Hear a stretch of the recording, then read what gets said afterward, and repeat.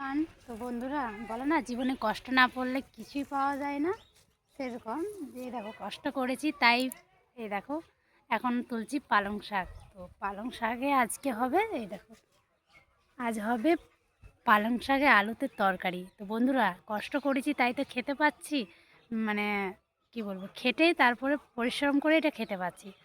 তো কি বলবো, সেটাই মানে মানুষের আছে যে কষ্ট না করলে কিছুই খেতে পাবে না। তো দেখো এখন পালং শাক তুলছি, এখন পালং শাক আলুতে তরকারি হবার। এই দেখো আমার বাগানটা দেখিয়ে দিলাম, শুকিয়ে গেছে, জল দেওয়া হচ্ছে না বন্ধুরা, একাই আছি তো যতটুকু পারে, আমার মা আছে, মাকে দেওয়া করাই নেই, তো একাই যতটুকু পারি। এই দেখো যে বাঁধাকপি গালা আছে, টমাটার গাছ আছে এখানে। তো চলো, কেমন লাগলো বন্ধুরা কমেন্ট করবে। তো তোমরা পছন্দ করো বাড়িটা দেখতে, তাই তোমাদেরকে একবার ঘুরিয়ে দেখিয়ে দিলাম। দেখো বন্ধুরা, এই দেখো বাগানটা কেমন হয়েছে বন্ধুরা কমেন্ট করবে। চলো বাবাই।